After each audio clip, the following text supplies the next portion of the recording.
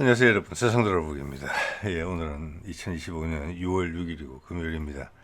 자, 오늘은 제가 하루에 걸쳐서 쭉 여러가지 기사를 보면서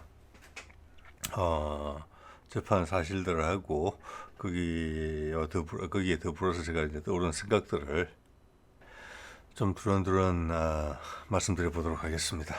제가 제목을 이제 양반 동네가 염치가 없다. 저거는 지금 이제 뭐냐면 지금 이제 새로 정부가 들어섰고 각 지자체에서 이제 대선 공약과 더불어서 우리한테 이런 걸 해달라라고 지역별로 기사들이 올라오는데 거기에서 이제 경북 TK, 경북하고 대구 쪽에서의 입장이 좀 애매하다. 뭐 이런 내용을 말씀 좀 드리고자 해요. 그러면서 이제 거기는 워낙에 이제 국민의힘 계열의 압도적인 지지율을 보이기 때문에 일부 여론들이 거기에 대해서 화살을 돌리는 그런 부분들이 있는데, 자, 그런 부분들에 대한 이야기를 좀 해보려고 하고, 또 하나는 이제 두 번째는 이제 개친에서 난용을 싫어하는 그들, 이런 이제 제목을 제가 뽑았는데, 데모 사진이 아마 지금 이재명 대통령이 아마 20대 후반, 30대 한 초중반 때의 사진인 것 같아요. 그래서 그것을 보면서 드는 생각, 그리고 지금 이미 이제 여론 지형이 일부 언론들에서 공격 자세를 잡고 있고, 공격을 하는 공격할 수 있죠, 당연히. 응원하는 사람도 있으면 공격하는 사람도 있게 마련인데, 어떤 사실에 근거한 게 아닌 트집을 잡는 거. 그래서 국민을 더욱더 혼란스럽게 만들고 바보로 만드는 부분들. 그런 부분들은 정말 안타까운 부분들이죠. 그래서 그런 부분들에 대한 얘기도 좀 해볼까 합니다. 예. 자, 이런 내용이에요. 이제 대구 MBC에서 나온 건데, 의대 유치 약속한 이재명 검토해서 현실화로, 이러면서 이제 이재명이 공약을 한 부분은 이래요. 이 경북 지역에다가 뭐 대구도 포함인지는 모르겠습니다만은 의대를 유치하겠다. 죄송합니다. 의대 유치를 검토하겠다가 공약이에요. 해주겠다가 아니고 검토하겠다. 자, 그래서 제목이 이렇게 나온 겁니다. 검토해서 현실화로. 자, 그러면서 그 지역 이제 관련된 인사의 발언을 이제 소개를 했는데 이렇게 돼 있어요. 오해하기 딱 좋게 말씀을 하시죠. 이재명 대통령께서 함께 잘 사는 세상을 만들겠다고 이렇게 강조를 했기 때문에 우리 것도 잘 해달라, 이런 이제 맥락인데, 결과적으로는 지지율이 지금 20% 초반대 정도로 나왔단 말이에요. 그래서 이 기사에 대해서 상당히 이제 좀 화살을 던지는 이런 이제 댓글들이 좀 많이 보이던데, 근데 내용을 따지고 보면은 물론 지역사회에서 원하는 내용들을 잘 공약화 시켜가지고 현실화 시키기 위해서 당선된 대통령한테 강력한 지지를 표명하는 것은 사람 사회에서 반드시 중요하겠죠. 예. 자, 그리고 지금 이 지역의 문제에 대해서도 누가 나오든지 인물과 상관없이 그러니까 저기는 국민의힘 계열 내에서 여러 가지 파벌 싸움이나 줄대기를 통해서 후보가 나온 사람들이 능력은 필요 없는 거죠. 검증을 할 필요가 없고 무조건 나오면 되니까. 그런 사람들이 되고 보니까 지역민들의 고충이나 현안에 대한 이해도가 상당히 낮아요. 왜? 사람은 편하면 일 안 하거든요. 네. 자, 그런 부분들 엄연히 있죠. 거기다가 중앙정부까지 우리하고 마음으로서 연대가 안 돼 있다. 낮은 지지율로. 예, 우선순위를 막 부여받기는 되게 어렵겠죠. 그렇다고 안 해주지는 않겠죠. 예. 뭐, 국민통합이고 장기적으로 봐야 되는 부분이니까. 그리고 그들의 지지율을 꼼꼼히 따져보면 절대적인 지지율은 낮더라도 이번 내란 사태를 통해서도 윤석열을 가장 강력하게 지지했던 지역인데, 고쳐먹는 마음가짐이 안 보인다. 이런 식의 질타가 좀 많이 있거든요. 근데 다른 지역하고 비교해보면은 변화된 수치는 제가 봐서 비슷한 것 같아요. 네, 워낙 절대치가 낮아서 그렇지. 예, 한번 볼게요.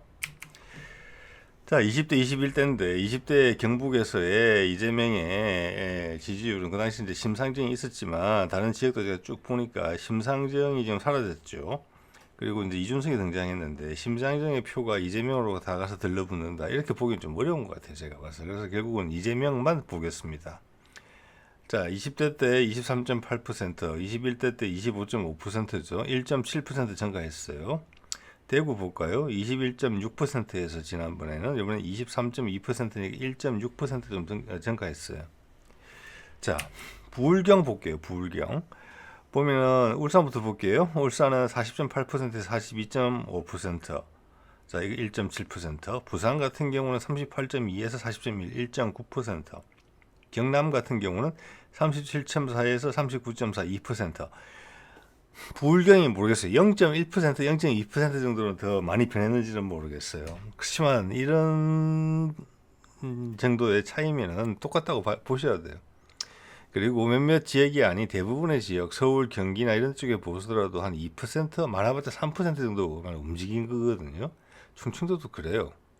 그러니까 변화된 비율로 따지면은 대구, 경북이 이런 비난의 화살을 받을 필요는 없어요. 지금 그 좋은 예가 이 이제 부울경 자체도 거의 대구 TK랑 같거든요. 즉 마음을 돌린 거. 아, 이건 아니다. 내란이 잘못됐다. 그래서 그렇게 해서 돌아선 거는 비율은 같아요. 단지 절대치가 여기는 이번에 40%를 넘기는 경우가 많았고 저기는 아직도 20% 초반에 머물고 있기 때문에 시각적인 효과가 그래서 그렇지. 그 지역의 유권자들이 탁 충격을 받아가지고 이 사건을 접한 다음에 좀 바뀌어야 되겠다. 이렇게 마음 먹은 비율은 똑같다는 거예요. 자, 그래서 그거 가지고 그렇게 비난할 바는 아니다라고 말씀드리는 거고, 이재명의 득표율도 2, 3%밖에 안 올랐거든요, 전체적으로. 제가 말씀드리지만, 그거 가지고 지금 오히려 이제 국민의힘에서, 김문수가 40%가 넘었네? 자, 그리고 이준석이 한 10% 가까이 되니까 합치면 비등비등 했네? 다시 한번 도전해 볼 수도 있겠어. 이러면서 김문수가 지금 대외 활동을 활발히 하고 있는 거거든요. 근데 저는 그건 허수라고 봅니다. 이건 큰 변화의 길목에 있는 것이고, 자, 서울의 한강에 어는 기준이 영하 10도 이하로 일주일 정도 지속이 되면 물이 딱 은다고 합니다. 자, 그 말은 영하 10도가 지속이 되더라도 한 6일 정도까지는 물이 안 얼어있어요. 그런데 7일째 되는 아침에 딱 오면 어느 순간에 쫙 어는 거예요. 변화가 생길 때는 그렇게 생기거든요. 그래서 예측하기 어려운 겁니다. 이번에 이제 TK 지역의 이 부분도 지금 변화가 없는 것 같고 전국적으로 보더라도 2%인 것 같지만 심리적인 느낌은 완전히 다르거든요. 예를 들어서 1번을 찍은 사람들은 되게 해피해하고 행복해하고 뉴스를 보면서 즐거워해요. 몇 년 만에 TV를 다시 본다. TV를 다시 사야 되겠다 이런 말이고 2번을 찍은 사람들은 내가 2번을 찍었다는 말을 잘 못해요. 공개적으로 위축되어 있단 말이에요. 그렇지만 표는 똑같거든요. 1대1 예를 들어서. 그렇지만 그것이 향후에 미칠 영향은 천지 차이예요. 자신 있게 말하는 사람과 그것을 부끄러워하는 사람, 위축돼서 말하는 사람 천지 차이란 말이에요. 자, 그거에 대해서 지금 국민의힘이 오판을 하고 있다. 그래서 오히려 자중지장이 더 가속화되게 됐다. 왜? 근본적인 문제를 해결하기보다는 다시 땅 따먹기 싸움을 할 가능성이 크다. 그 주요 전쟁터는 TK다. 그래서 다 몰려들 것이다. 자, 6일째 지나도 얼음이 안 얼었다. 얼음이 평생 안 얼 모양이다. 영하 10도가 6일이나 지났는데도 물은 똑같다. 물 표면 얼음이 없다.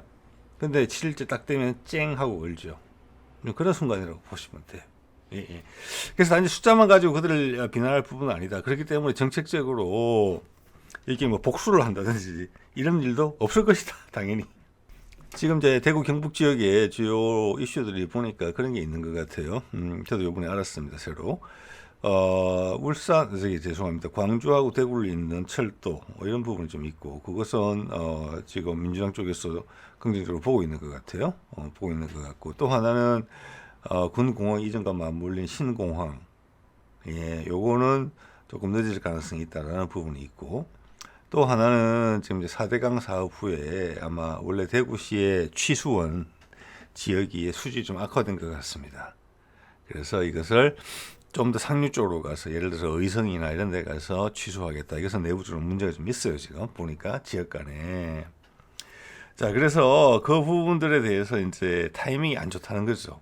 그거 보면 이제 역시나 그 지역에 강력한 지지를 받았던 이명박 정부 시절에 만들었던 게 4대강 사업이고 거기에 대해서 반대 의견을 묻지 않다가 수질이 나빠지니까 새로운 것을 요구하는데 민주당 정권한테 요구한다. 이런 이제 감정적인 문제들이 좀 엮여 있는 거거든요. 그리고 지난번에 홍준표 대구시장이 있을 때 벌려놓은 사업이 중앙정부와의 협의 없이 그냥 지역 민심을 자극하는 정도로, 그게 부응하는 정도로 제한된 게 많았기 때문에 탈락률이 높아 보여요. 다른 지역보다. 어떻게 보면 새로운 방식이 이간질이기도 하죠. 그래서 이제 그런 것이 비추어지니까 다른 지역하고 대비되면서 그런 모습이 보이는 건데, 그것 때문에 큰 차별을 받거나 이런 건 없을 거라고 보고, 오히려 지금 우리가 지방자치를 한 지가 되게 오래됐잖아요. 제가 좀 이따 다른 지역 걸 말씀드리겠습니다만은, 그 지역에서 발굴을 해야 돼요. 세상이 돌아가는 것을 보고 우리 지역의 특성을 이해하고 우리가 필요한 게 뭔지를 제안을 해야 돼요. 먼저는. 그러면서 중앙정부가 지원해 줄까 말까 이렇게 하는 거예요. 그런 점에서 대구는 그런 점에서 좀 안타까운 부분이 있는 거예요. 홍준표 전 시장이 한 부분도 상당 부분 허세가 많았고, 지역 국회의원들이 지역민을 위해서 그 고충의 핵심이 뭔지 파악할 필요가 없는 구도예요. 장기간. 그런데 그 모든 것을 중앙정부한테 해달라. 그럼 중앙정부는 다른 지역에서 올라온 아이디어에 준비되고 다 가다듬어진 그런 아이디어들하고 비교하다 보면 밀릴 가능성은 높지 않느냐 이렇게 본다는 거예요. 제가 다른 지역 걸 하나 볼게요. 이게 뭐냐면 여러 지역에서 올라오거든요. 충남에서 올라오고 전라도에서 올라오고, 이 전남에서 올라온 게 되게 탄탄해 보이고, 최근에 제가 드리는 말씀하고도 맥이 닿아 있어서 좀 말씀을 드리고 싶어요. 재생에너지 대전환, 전남 에너지 수도로, 지금 이게 이제 문재인이 시작했던 풍력 발전 그 1단계가 돼서 제법 상당히 생산하기 시작하고 30년 무렵까지 다 되게 되면 30기가와트 정도가 나와요. 30기가와트면은 원자로 30개랑 같아요. 근데 이제 보통 우리가 큰 원자력 발전소에 가면은 원자로가 뭐 작게는 한 우리나라 경우 한 6개, 많게는 8개 정도 돼요. 그러니까 그 예를 들어서 뭐 고리 원자력 발전소나 뭐 이런 데를 가면 6개 아마 돼 있을 거예요. 그래도 1차, 2차가 있긴 한데, 그러면 거기서 6기가와트예요.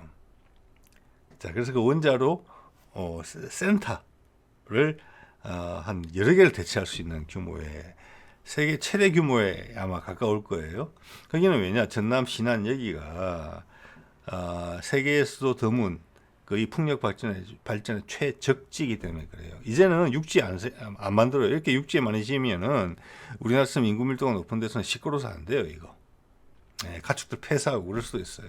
그래서 바다에다 져야 되거든요. 바다에다 건설을 해야 되는데, 그럼 일단 바람 조건이 좋아야 되죠. 당연하죠, 그거는. 두 번째는 뭐냐면은 수심이 낮아야 돼요. 그래서 동해는 많이 안 되는 겁니다. 바로 수심이 깊어지잖아요. 그러면 공사비가 많이 나오고 힘들어요, 관리하기가. 그래서 서해안이 그쪽은 좋은 거예요. 그래서 이건 전라도가 잘 잡은 거예요.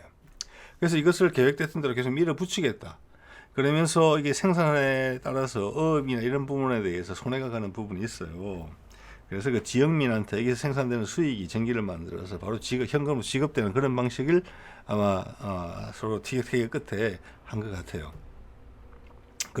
그거까지는 괜찮았고, 그거는 이제 정부 차원에서 했던 거고, 지난 문재인 정부 때. 그다음 이제 그 사이 문재인 정부 이후 윤석열 정부가 진행되는 동안에 전 세계의 차세대 어떤 경제의 동력으로서 화두가 된 게 AI입니다. 인공지능. 그래서 여러분 기억하시는 분 있으실 겁니다. 작년 정도에 전라도가 AI 센터 유치하겠다고 치고 나왔어요. 매우 적절해요. 왜냐? AI 센터는 요즘 다 인터넷으로 연결되어 있으니까 회사가 뭐든지 간에 전 세계에 가장 입지가 좋은 곳에 건설하면 돼요.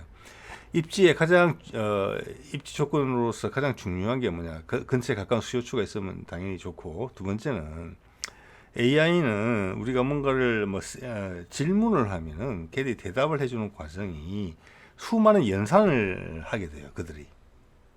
자, 우리가 사람 몸에서도 여러분 안 움직이고 가만히 있을 때 우리 몸에 들어가는 포도당이죠, 포도당. 그것을 제일 많이 소비하는 곳이 두뇌입니다, 두뇌. 즉 생각을 하는 게 에너지가 필요한 거예요. 여기는 포도당만 열었어요. 그래서 이 통상적인 일상생활에서 제 기억이 맞다면 한 60% 정도의 포도당을 두뇌가 사용해요. 우리가 생각하는데, 두뇌가 작동하는데. 그래서 우리가 밥을 오랫동안 굶거나 이래 되면 생각이 막 잘 안 되는 겁니다. 끔뻑끔뻑해지는 겁니다. 자, 그런 것처럼 이 데이터 센터라는 것도 엄청나게 많은 전기를 필요로 합니다. 자, 차세대는 뭐가 필요합니까? 그걸로 하고 싶은 거예요. 원자력으로 하지 않고 재생에너지로 하면 제일 그림이 좋은 거예요. 미래지향적으로 맞겠죠. 그래서 전남의 그림은 제가 보기엔 괜찮아 보인다는 거예요. 풍력 발전에 풍력 에너지, 재생 에너지를 가진 AI 데이터 센터, 그 두 개를 결합시킨다. 그리고 그와 관련된 교육기관과 기업들이 유치된다. 이 그림이 괜찮은 겁니다. 이런 그림을 지자체에서 내놓기를 바라고 있거든요. 근데 지금 대구는 홍준표가 어떤 자기의 정치적 야망을 위해서 대구를 활용한 측면이 크단 말이에요. 그다 그 지역에 있는 TK 경북도 포함해서 그 사람들은 시민들하고의 결합력은 되게 떨어지거든요. 왜? 그냥 누가 나오더라도 다 뽑아주니까 가끔 가서 얼굴만 비추면 되는 거죠. 아이디어가 없는 거죠. 아이디어가. 그리고 나온 아이디어라는 게 되게 내실이 부족한 거죠. 이런 데하고 비교하면은. 자, 그래서 이 재생에너지인데, 지금 이제 재생에너지 관련해서 어제 제가 뭐 수소 말씀도 드렸는데, 지금 이제 대부분이 이제 많은 분들이 이해하시는 것 같아요. 태양력, 풍력은 재생에너지를 생산하는 것이고, 그 전기를 좀 더 광범위하게 잘 활용하기 위해서는, 재생에너지 사업이 크기 위해서는 그 전기를 저장한다. 저장하는 물질이 수소다. 액화까지 되면 좋다. 이건 우리가 계속 준비를 해온 부분이고, 지금 동해안 벨트, 속초, 아마 울진 이래가지고 아마 포항 정도까지는 수소 벨트가 형성이 될 거예요. 수소의 생산 내지는 LNG를 들여와서 수소를 만드는 것부터 해서 그래서 수소 파이프라인 실증 시험을 하는 것도 지금 그쪽에 있고, 또 지금 포항인가 대구에는 우리 배터리 산단이 있어요. 근데 배터리를 만드는데 전기가 상당히 많이 든대요. 그래서 발전소를 요구를 했거든요. 그래서 지금 건설되고 있는 발전소가 수소 발전소예요. 우리나라에서 최초로. 자, 향후는 그게 러시아랑 연결돼서 파이프라인으로 처음엔 LNG가 들어오겠죠. 또 그보다 앞서서는 소위 북극 항로 통해서 LNG 수송선으로 LNG가 삼척이나 울진으로 들어올 거예요. 거기서 수소를 먼저 만들 것입니다. 나중에 러시아도 수소를 본격적으로 생산하게 되면 파이프라인으로 올지도 몰라요. 남북소통이 된 후에. 거기에 가장 근접거리에 있는 곳이 동해안이기 때문에 동해안에 그 벨트가 설치된 것이고, 거기는 풍력이나 태양력을 하기에는 어려운 동네예요. 풍력은 아까 말씀드렸죠. 수십 년 정도 깊고, 육지에는 대규모로 건설하기 어렵고, 산이 많다 보니까 태양력도 어렵다는 겁니다. 그 동네는. 예. 자, 그래서 거기는 수소로 방향을 잡았다. 이 정도 말씀을 드리면 될 것 같아요. 자, 어제도 말씀드렸지만 우리가 이제 이재명 정부에서 기후에너지부를 만든다고 하는데, 그것은 우리가 만든다고 해서 전 세계가 팔아줄 준비가 되어 있는 건 아니잖아요. 자, 거기에 핵심은 수소라고 봅니다. 예, 그러면 전 세계의 풍력과 태양력이 급속도로 건설이 되겠죠. 지금처럼 그 지역에서 전력선에만 연결되는 게 아니라 유휴가 남으면 수출할 수 있기 때문에 수소라는 매개체를 통해서. 자, 그럼 세계의 표준이 바뀌어야 되고 수소차로 넘어가야 되는 부분이 있어요. 그것은 힘 있는 나라들하고 결정을 해야 되는 거잖아요. 자, 그런 부분이 이제 확신이 있기 때문에 우리가 이제 기초기술 개발해서 넘어가서 기후에너지부를 만든 겁니다. 사실 에너지부죠. 신재생 에너지부라고 보는 게 맞지요. 자, 그런 부분에서 저는 당연히 이제 민주당이 대선을 준비하는 과정에서 미국 측하고 교감이 있다. 내지는 전 세계를 디자인하는 그룹하고 이미 교감이 있다. 미국을 통해서 이제 나오겠죠. 그런 아이디어는. 그리고 이재명이 지금 부산에 가서 공약을 한 해양수산부 그쪽으로 옮기고 HMM인가요? 현대상선 그리고 옮기고 또 북극항도 이야기를 하는 것도 또한 마찬가지입니다. 북극항로 우리가 가고 싶다고 해서 갈 수 있는 게 아니잖아요. 예, 미국과 러시아의 화해가 필요한 부분들이에요. 자, 이런 많은 부분들이 확인이 됐기 때문에 그런 말을 한다. 그건 당연한 것이겠죠. 예. 자, 이 사안은 이 정도 말씀을 드리고요. 자, 두 번째 제가 눈에 띈 게 이거예요. 이것으로 이제 방향을 좀 잡은 듯해요. 자, 시진핑이 이재명한테다가 축전을 보내서 한중 관계 매우 중시한다. 이런 표현이 나왔고, 또 어제도 보여드렸습니다만은 미국 백악관의 대변인이 정신없는 상태에서 한국의 대통령 당선을 축하하면서 중국에 대해서 경계하는 표현이 들어갔다. 그렇지만 그 외의 표현에서는 볼 수 없다. 근데 그걸 물고 늘어지는 거죠. 그렇게 이렇게 배치를 해보세요. 한중 관계 매우 중요하다. 예, 지금 여러 가지 왜곡된 여론, 가짜 뉴스를 통해서 문재인도 친중, 예, 그리고 이재명도 친중, 부정선거에도 중국 스파이. 이런 식으로 지금 몰아가고 있는 거거든요. 이것은 조금만 뒤집어 보면 금방 탄로날 일이고, 이런 이유 때문에 트럼프가 문재인에게 축하전을 안 하고 있다. 이런 식으로 지금 확대되고 있어요.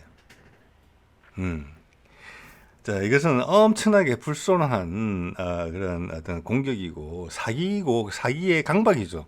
예, 제가 봐서는.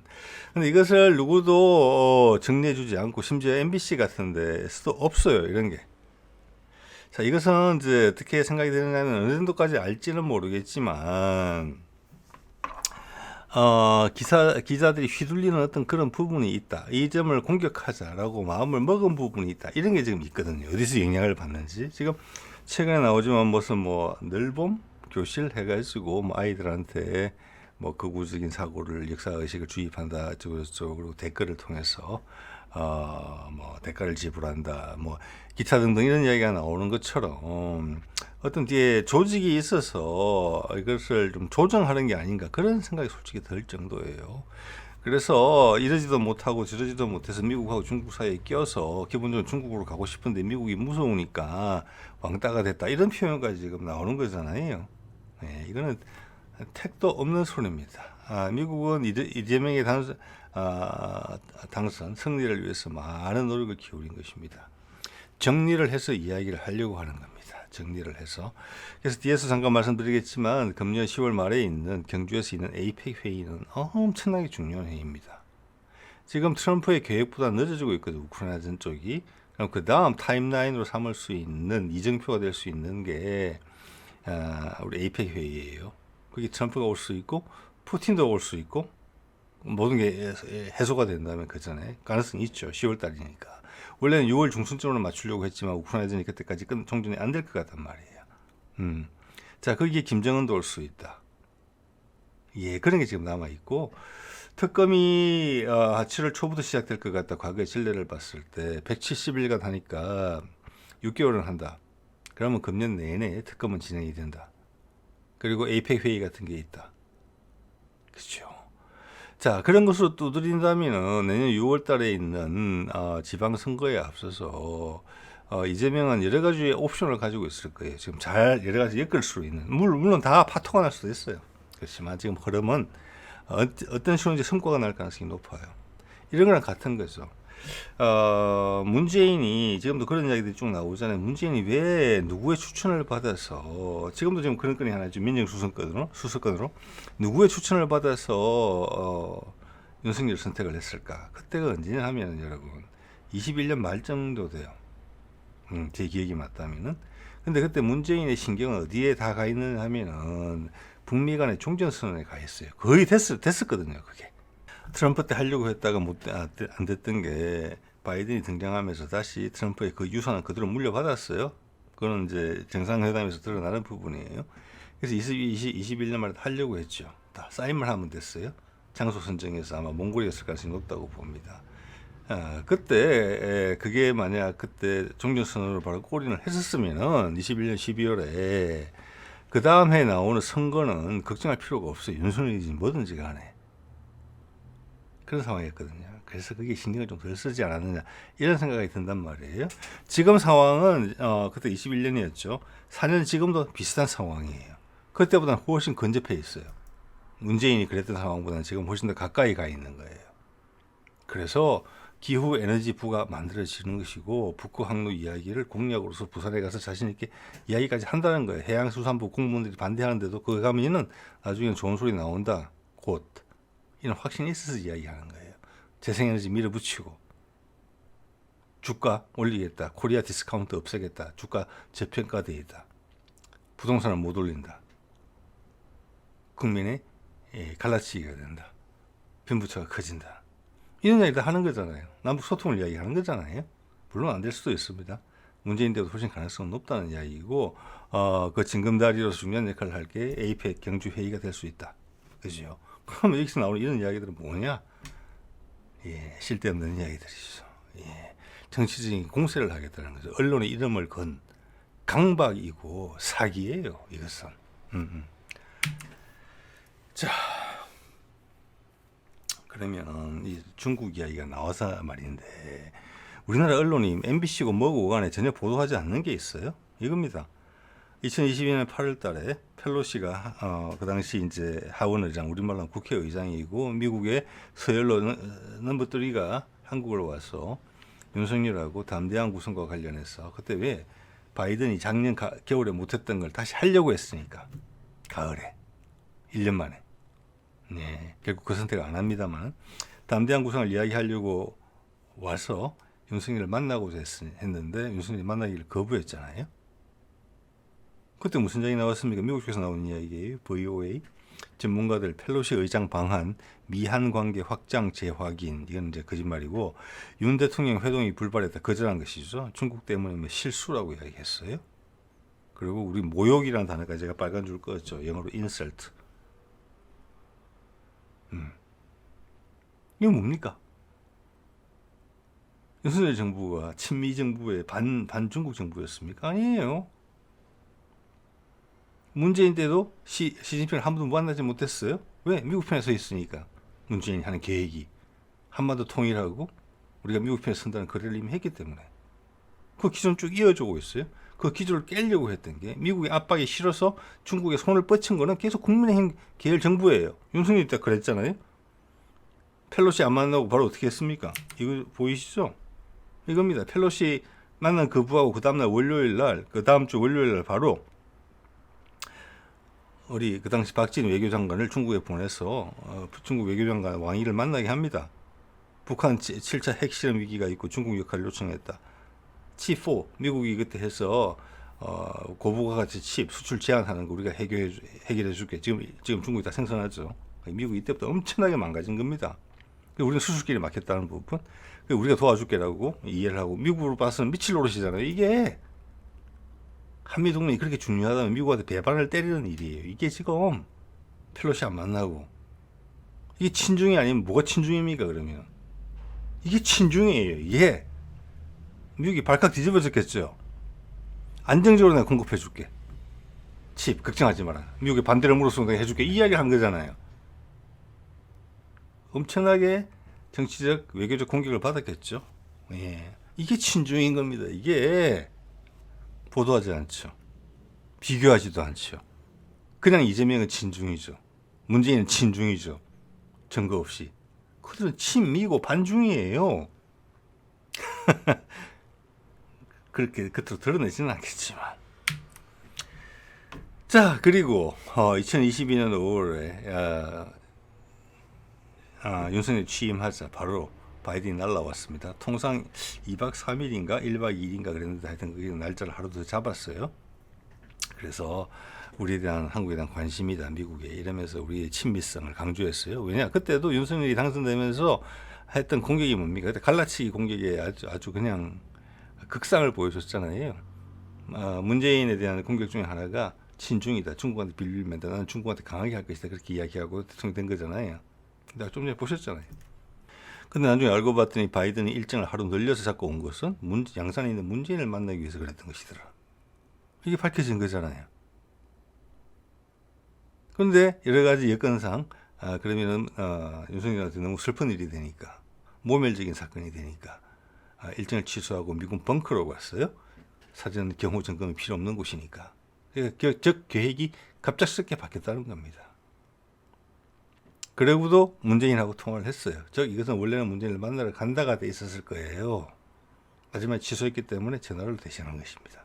한반도 비핵화를 이야기했죠. 이게 얼마나 윤석열한테 모멸스러운 일이에요. 바이든이 누구를 더 좋아했던 거예요. 누구를 더 신뢰했던 거예요. 그런 맥락을 아무도 설명 안 해주잖아요. 문재인이 친중이면 바이든이 이런 행동을 하겠습니까? 이게 와가지고. 예. 윤석열이 핵무장하면서 북한의 공격적인 입장을 취하니까 그것을 꺾기 위해서 문재인을 만나서 한반도의 비핵화 이 이야기를 하고 간 거잖아요. 예. 언론은 이야기하지 않죠. 자, 그리고 이런 일도 있었어요.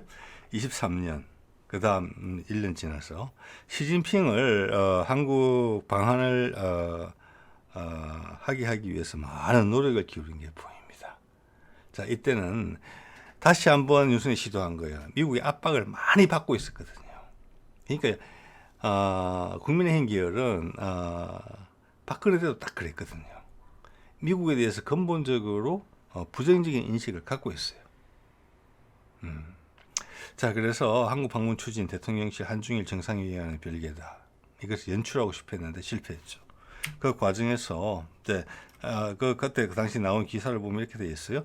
장호진 한국 외교부 1차관은 이달 면담 후 언론 브리핑에서 한 총리가 한덕수입니다. 그 한덕수가 중국 아시안 게임이 있어가지고 가서 만났어요. 한 10분, 20분 만나면서 한국에 올 것을 요청했단 말이에요. 그러면서 이제 전달한 이야기가 이렇다는 거예요. 윤석열 대통령의 담대한 구상을 설명하면서 담대한 구상이 이 이후에 언론에서 완전히 사라진 단어가 됐죠. 왜 그렇습니까? 기자분들, 언론사들 답해보세요. 한반도 문제에 대해 중국 측이 건설적 역할을 계속 해달라고 요청하자 시 주석은 한반도 평화와 안정을 위해 중국도 계속 노력하겠다고 답했다고 전했습니다.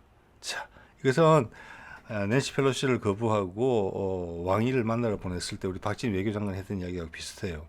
이 말을 그런 지지 의사를 확보하기 위해서 네가 힘든 거 미국의 무역 제재 때문에 힘든 거 내가 도와주겠다. 미국이 들으면 눈이 확 뒤집힐 그러신 그런 이야기를 했죠.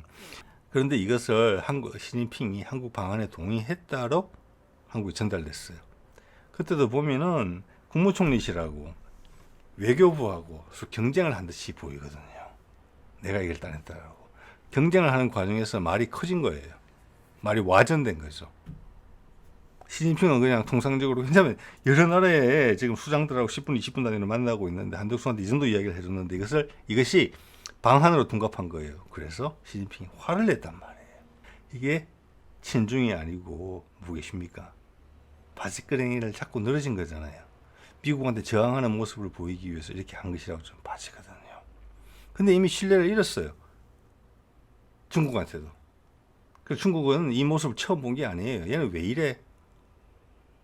더 멍청한데 앞에 보다 이렇게 아마 생각했을 거예요. 2015년 9월 3일 이런 일이 있었잖아요. 중국 전성절에 그때는 자리를 잘 잡고 갔죠. 이게 핵심 자리예요. 시진핑 옆에 자 친할 순서대로 쓰는 거거든요. 푸틴 그다음 박근혜 썼잖아요. 똑같은 걸 요구했어요. 푸틴한테도 요구했죠. 한반도 상황에 개입해 달라고. 시진핑한테 똑같은 요구한 것이고 이번에 그 후속으로 윤석열도 거의 같은 이야기 한 거예요. 예. 자, 이게 이 시점이 상당히 중요해요. 이게 15년 9월이죠. 세월호 사건이 14년 4월에 발생을 해요. 세월호 사건이 발생을 하고 지금 이번에 이제 이재명이 세월호 사건을 다시 조사하겠다. 예, 이태원 사건 하고 오송의 지하차도 사건. 거기에 무한공항 사건은 안 들어있어요. 자, 이것은 세월호 사건은 미국이 밀집하게 관련이 돼 있는 내용이에요. 아니, 직접 원인을 제공했다기보다는 그 일의 해결 방안에 크게 관여했다고 보거든요. 저는 이제 세월호 건에 대해서 어떤 북한의 소행으로 몰아붙이려고 했던 어떤 뭐랄까 자작극적인 그런 요소가 엄청 강하다는 의혹을 갖고 있어요. 그때 미군이 근처에 가까이 있었습니다. 그때는 우리 군의 그 경계 태세를 확인만 하면 다 나올 거예요. 당시에 2014년 4월에 미국이 어버버버버 했었죠. 국정원이 개입돼 있었잖아요. 거기에. 여기에서 미국이 저는 엄청나게 놀랐다고 생각합니다. 그리고 박근혜를 압박하기 시작했겠죠. 미국이 내가 선택해서 북한하고 전쟁할 수 있지만 남한이 먼저 문제를 일으켜가지고 미국이 끌려 들어가는 상황은 용납할 수가 없는 거거든요. 그게 한미 관계의 균형이란 말이에요. 그게. 자, 그래서 미국한테 미온틀이 바뀌었고 여러 군데서 압박을 받기 시작했을 거예요. 총체적인 압박을 받기 시작했을 거예요. 그때 그러자 15년에 중국한테 가서 붙은 겁니다. 미국이 더 미워하게 되죠, 이때. 그래서 저는 조현천의 쿠데타 시도가 친위 쿠데타가 아니라고 보는 겁니다. 조현천 미국으로 도망갔잖아요. 우리는 잡으러 못 갔잖아요. 그게 저는 그걸 반증한다고 봐요. 자, 이번에 김용현 국방장관도 미국으로 도망가려고 했어요. 계엄 실패하고 미국이 비자를 안 내줬어요. 그래서 일본으로 가려고 하다가 가운데서 잡힌 거예요. 뒤미국이 없다는 겁니다. 그건. 자, 그래서 이재명이 세월호권을 파겠다라고 말했다는 것은 미국과의 합의가 없이는 할 수 없는 내용이에요. 이것을 공개해도 된다. 즉 지금 막아서고 있는 소위 말해서 뭐 지역적인 특색이나 거구나 이런 사람들이 사실관계를 다 파악하지 못한 상태로 그러는 거거든요. 또 하나는 지금 이제 내란 특검이 하게 되면은 지금 이번에 김문수를 지지한 많은 분들은 어떻게 생각하고 있냐면은 기본적으로는 대수롭지 않게 봐요. 언론에서 보도한 정도가 사실은 빙산의 일각인데 그 빙산의 일각의 10분의 1도 안 믿어요. 별거 아닌데 왜 그러냐 이런 거예요. 그래서 이 단단한 내란 수사 특검 이번 세계 통과됐죠. 그것만 쭉 조사가 제대로 돼도 훨씬 다른 기준에서 보게 될 겁니다. 이번에 투표의 결과에 대해서 그분들도. 자, 그런 거에 덧붙여서 세월호까지 깔 수 있다. 그게 뭔지. 그것이 현재 어떤 남북이 통합되는데 반발 기류를 형성하는 세력들을 제압하는데 되게 효과적이다. 그리고 미국과 이재명 정부의 이해에 부합하기 때문에 이게 세월호가 이 리스트에 올라가는 겁니다. 추가 조사 목록에. 그렇게 보셔야 돼요. 자, 그리고 이 대모사진에 썼던 이재명의 젊은 시절 모습이죠. 2000년이네요. 그 당시 성남의 어떤 시민단체에서 변호사 노릇을 할 때였던 것으로 알고 있습니다. 최근에 MBC에서 옛날 거를 이렇게 다 모아서 보여주더라고요. 그래서 재미있게 잘 봤습니다. 자, 이때면은 이 사람이 지금 1963년생이에요. 그러니까 36, 뭐, 요 정도 됐을 나이인데, 제가 최근에 이런 표현을 한번 드린 적이 있어요. 아마 유념해서 들으셨는지 모르겠지만, 우리 6월 항쟁이나 또 광주 민주항쟁, 그리고 지난번 촛불 전국, 그리고 이번에 빛의 혁명 전국, 내란 사태 맞아서 그것을 조선시대의 기준으로 딱 보자면 전부 다 밀란입니다. 밀란이에요. 예. 자, 밀란이고, 예를 들어서 5.16 쿠데타나, 그 다음 79년에 있었던 그런 전두환주의 쿠데타는 군사 반란이죠. 예를 들어서 고려시대의 어떤 최신 무신 정권의 등장, 이런 거랑 비슷한 거예요. 자, 그래서 그 밀란이, 처음에는 이제 4.19 때도 밀란이죠. 예, 조선시대 기준으로, 그거. 그 다음 80년 광주, 거기서 성과를 얻지는 못했죠. 그렇지만 87년도에 오면은 6월 항쟁에서는 87년도 6월 항쟁에서는 절반의 성공을 거둡니다. 그래서 직선제를 쟁취하게 되죠. 자, 그때 뭐 여러 가지 많은 것들이 있긴 합니다만은 핵심적으로는 촛불 혁명을 통해서 박근혜를 밀어내게 됩니다. 그때는 본격적으로 성공을 하게 되고 국민들이 자신감을 가지게 돼요. 우리 민주주의에 대해서. 그리고 세상도 마침 인터넷 디지털 세상이 돼서 세상 사람들 그걸 다 봤습니다. 그와 맞물려서 K문화가 더 퍼져나가기 시작했어요. 그것과 상관이 없을까요? 저는 상관이 있다고 봅니다. 거기서 우리가 다시 눌려 담겨서 조현천의 쿠데타가 성공을 해서 희한한 정부가 들어서게 됐더라면은 우리 K컬처, K한류의 문화는 이만큼 꼽히지 못했을 거예요. 같이 가는 거예요. 자, 그게 끝난 지 채 10년도 안 돼서 이번에 빛의 혁명이 또 발생했고 우리는 한 단계 더 뛰어난 모습을 보이면서 거의 예술로 성화된 수준의 밀란의 형태를 보여줬어요. 대박 성공이 났고 숨겨져 있던 인재를 찾아서 대통령으로 지금 만든 상황이 됐단 말이에요. 이거는 한류를 다시 한번 더 불붙이게 만들게요. 우리는 모든 준비가 끝났어요. 자, 그래서 제가 이거 드리고 싶은 말씀은 조선시대 중기 이후에 수많은 밀란들이 발생했고 여러분들 뭐 다 그런 것은 이제 제대로 조사가 잘 돼서 나오는 게 아니니까 그런데 하는 분들은 있긴 있는데 뭐 멀리 볼 거 없습니다. 우리 임꺽정 같은 그런 소설이 있잖아요. 그거 보시면은 그들이 어떤 그 당시 민중들에 대해서 얼마나 어떤 지지를 받고 있었는지를 알 수 있는 거예요. 그 소설 하나가 다 설명을 해줘요. 그렇지만 그때는 그게 불법이었잖아요. 자, 우리가 뭐라고 할까? 냉전 2차 세계대전이 끝나고 일본에서 해방이 되면서 그때는 또 3.1 운동이라는 게 있었고 일제시대 내에는 또 통학혁명이라는 게 있었죠. 통학에는 40만 명이 죽었습니다. 자, 그 과정을 통해서 밀란은 계속 있었고 계속 실패했어요. 그렇지만 우리는 결코 포기하지 않았어요. 전쟁을 통해서 남북이 갈라지고 빨갱이 뭐 이런 어떤 이념적인 대립이 극도로 악화되어 있는 상황에서도 우리는 4.19부터 해서 계속 할 건 다 했어요. 밀라는. 자, 근데 세상의 변화와 우리의 노력이 맞물리는 부분이 뭐냐? 그런 과정을 거치면서 서구의 민주주의가 들어갔고, 그 민주주의가 자리를 잡기 시작하면서 그게 우리한테 되게 잘 맞는다는 것을 확인한 거예요. 우리 민중과 민초들이.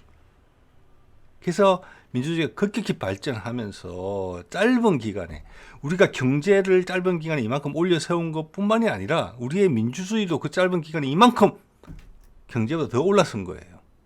이게 대박인 거예요. 누구도 그 이야기를 안 하는지 모르겠어요.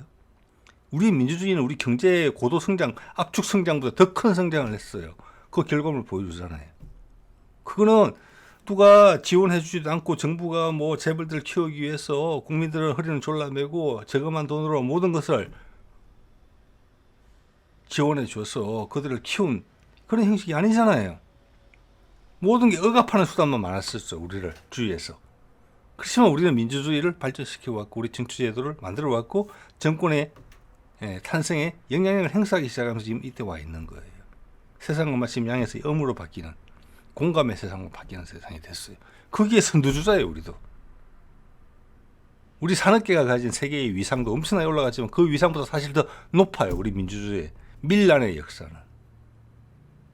예. 그걸 그런 식으로 생각하기 시작하면 이걸 뭐 예지로 치자면 뭐라고 할까? 민중사관? 그런 제가 제목은 들어본 적이 있습니다만 제가 드린 말씀 틀린 말씀은 아닐 거라고 아마 얘기실 겁니다. 그런 각도에서 보지 않았기 때문에 그래요. 그래서 채널 제목 이름이 세상 돌아보기 아닙니까? 자, 여러분, 제가 이제 보면은 이재명도 노무현을 만나면서 이 길을 걷게 됐다고 하는데 저도 노무현을 직접적으로 처음 본 게 제가 대학교 1학년 때 제가 다니던 학교에 축제에 온 노무현의 연설을 들었던 때입니다. 그때가 제가 20살 때였죠. 그러니까 지금 비슷한 시기에 아마 봤을지 모르겠어요. 자, 그런데 우리가 이런 게 있어요. 저는 이거를 이제 지배계층과 피지배계층 사이의 큰 알력과 전투로 보거든요. 우리는 그래서 제가 돌이키면 돌이킬수록 고조선 시대부터 있었다고 이야기하는 그 당시 건국 이념, 홍익인간과 제세 이하가 진짜 우리의 피부 속에 녹아있구나. DNA로서, 정치적 DNA로서. 자, 훈민정음 여러분 창제 이야기 다 아실 겁니다. 뭐 저는 개인적으로 그게 세종대왕이 취합했다고 생각하지. 근데 그것도 큰 일이에요.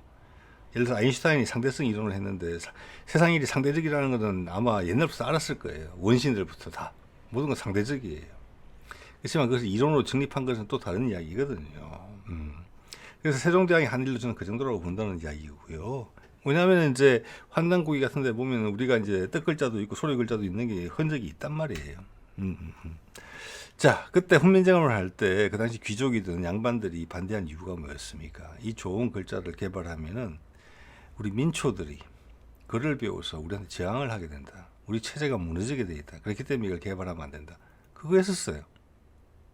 그렇지만 우리는 끊임없이 우리의 지배자가 그 당시는 그게 주어진 체제였기 때문에 체제를 존중하고 들어가지만 군사부 일체에 싸면서 여차하면 도전한단 말이에요. 그게 우리의 가장 큰 특징이에요. 그래서 우리가 지난 수천 년간 힘이 떨어진 이후에도 이 땅에서 우리 고유의 문화와 언어와 고집을 지키면서 살 수 있었던 가장 큰 이유예요. 일본을 뱉어낸 이유기도 하고요. 예. 원폭 맞지 않았어도 일본이 우리를 그들의 한 부분으로 절대 일본이 만들지는 못했을 겁니다. 이제 저는 그 정도 확신은 생겨요. 자, 그런 과정에서 제가 한 12년 전에 도서관에서 빌려 읽은 책이 있었습니다. 이게 뭐냐면 우리나라의 전래로 내려오는 동화나 민간에서 흘러내려오는 설화나 뭐 실기 이야기, 삶의 이야기 같은 걸 취합해서 정리한 책이었어요. 거기에 상당히 많이 나오는 내용이 뭐냐면은 제가 여기 적은 것처럼 아기 장군, 아기 장수 이야기가 있더라고요. 예, 그때 저한테 참 많은 생각이 있고 느낌이 왔었습니다. 아, 우리의 존재가 어떻게 이어지는구나. 우리는 지도자의 기준으로 새겨진 역사가 아니라 우리의 역사가 새로 나와야 되겠다. 제가 그런 취지의 말씀을 계속 드리고 있습니다. 제 생각도 조금씩 가다듬어지고 있습니다. 이 아기 장수 이야기가 뭐냐면은 흐름이 안 맞는데 아기 장수가 가끔 생겨나는 거예요. 태어나는 거예요. 집에서. 거기서 여러 지역에 다양한 이야기들이 있어요. 많아요, 이게. 우리한테 체화된 이야기예요. 아기의 겨드랑이 밑에 날개가 있다. 그래서 그 아기를 소문내지 않고 죽인다. 집에서. 이런 내용이에요. 자, 처음에는 그게 우리가 너무나 패배주의적으로 살았구나. 이게 우리 친일파들이 우리한테 주입하는 역사관이기도 하고 지금의 지배계층이 우리를 개돼지로 가끔 묘사하면서 하는 행동이 그런 거거든요. 아까 제가 말씀드린 언론에 대해서 분노하는 이유도 그겁니다. 아무런 이유도 제시하지 않고 이재명은 친중이다. 그래서 미국이 경고를 했고 그렇기 때문에 축하 인사조차 안 해준다. 우리나라는 그 정도다. 이게 되겠습니까?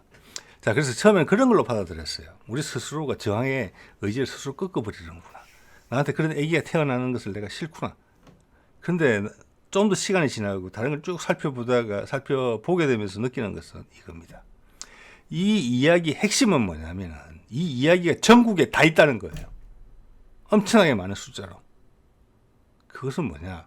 우리 DNA 내에 저항의 정신이 엄청나게 강하게 새겨져 있다는 거예요. 항상 나온다는 거예요. 그래서 몇몇 부모들이 그것에 불편해서 지금 시대가 안 맞다 라고 자의적으로 판단해서 그 아이들의 생명을 끊을 정도로 주의를 보호하기 위해서. 그래서 이 이야기의 기본은 우리가 기본적으로 엄청 저항정신이 강하다. 그래서 그 이야기가 살아남는 거예요. 그런 아기 장수가 나와서 주위에 불편을 일으키더라도 맞서서 싸워준다는 것을 알기 때문에 어느 순간에 그것을 기대하고 있기 때문에 그 이야기가 그냥 태어나면 죽인다. 그럼 전국에 많이 퍼뜨려져서 그런 이야기가 되도록 다양한 형태로 대물림될 이유가 없는 거예요. 이것은 우리가 민중들이 기득권 세력 내에서 살기 위해서 그 이야기는 전수는 해야 되겠고 그 과정에서 약간 뒤틀어진 채로 우리한테 전달됐기 때문에 그렇다고 봅니다. 핵심은 뭐냐? 언제든지 이런 아기 장수들은 우리 주변에서 태어날 수 있다. 기대해라. 우리가 힘을 모으면 아기 장수들은 여기저기 어디든지 있다. 그런 이야기로 생각을 합니다. 예. 자, 그래서 이거 한 장으로 다 많은 걸 설명드릴 수 있을 것 같아요. 오랜만에 그 프랑스 공영방송에서 제대로 된 제목을 하나 뽑은 것 같습니다. 관세 전쟁을 지금 트럼프가 하고 있는 것의 최종 목표는 중국이다. 제가 그런 말씀 쭉 드려왔죠. 우리 한국은 지금 지정하고 그래서 그게 환율 조작국 지정하고 어쩌고 저쩌고 얘기가 나오는데 그것은 친중이고 그래서 미국이 싫어하고 그렇기 때문에 우리한테 재갈을 물린다라고 소설을 쓰고 있어서 그런 거죠. 그런데 저는 말씀드리잖아요. 우리는 가장 큰 혜택을 보게 될 거예요. 왜냐? 북한이 미국의 생산 기지가 되면은 남쪽을 통해서 가게 되고 북한에 생산된 물건들은 물론 거기서 수출을 바로 할 수도 있지만 대부분의 이제 해외 무역의 루트는 남한에 있는 물류 기지를 활용하게 될 거예요. 근데 세금을 2번 붙이고 또 남한에 부과되는 세금이 관세가 따로 또 붙으면 안 되겠지요. 미국 입장에서 중국하고 경쟁하려고 하는데. 그래서 관세는 그런 걱정을 하지 않는다는 부분이고 정리를 잘해준 거예요. 트럼프 관세 전쟁 최종 목표는 중국 한 100%입니다. 예. 이 뒤에는 뭐냐? 중국이 없이도 우리는 새로운 생산 기지를 확보할 수 있다. 좋은 물건을 더 좋은 값에 살 수 있다. 중국들이 화나면 난 더더욱 좋아. 다른 표준으로 넘어갈 거야. 어떤 표준? 지금도 중국은 신재생 에너지는 잘하고 있어요. 수소 에너지는 강하지 못합니다. 예, 갑자기 고비용 구조가 될 거예요. 거기서. 자, 그런 정도 말씀드리면 될 것 같고. 그래서 이것들이 이제 한번 딱 매듭을 지을 수 있는 곳이 에이펙 정상회의다. 이 10월 30일에서 11월 1일 사이죠.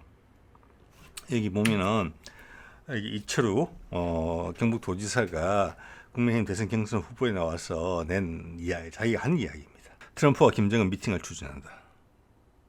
이거예요. 예, 그러면서 사족을 달긴 했는데 핵심은 이겁니다. 이런 가능성이 있다는 것은 사람들이 알고 있다는 거예요. 국민의힘에서도 알고 있다는 거예요. 민주당에서 모를 리가 없겠죠. 예, 이게 바로 그거예요. 이것도 큰 매듭을 짓기에 좋은 시점이다. 지금 미래 진행을 봤을 때. 자, 그리고 이와 동시에 진행되는 게 뭡니까? 말씀드렸지만 각종 특검들이 진행이 되면서 그 실상이 낱낱이 공개될 거예요. 그래서 지금은 어렴풋이 뭐 그 정도 잘못점이야 뭐 이러던 많은 유권자들이 진실을 보게 될 겁니다. 그러면 마음이 안 바뀔 수가 없을 거예요. 그렇다고 침울에만 있느냐? 그건 아닙니다. 새로운 희망이 이런 것으로 동시에 던져질 수가 있어요. 남북 소통이라는 것으로, 북미 종전이라는 것으로, 우크라이나전의 해소라는 것으로 세상이 장밋빛으로 바뀌면서 그때 교황이 우리나라 올지도 모르겠죠. 그렇게 되면은 자 그렇게 되면은 국민의힘의 과거의 어떤 정치적 지형에 기대했던 국민의힘은 소멸의 위기를 맞게 될 것입니다. 자 오늘 이 정도 말씀드리겠습니다. 네.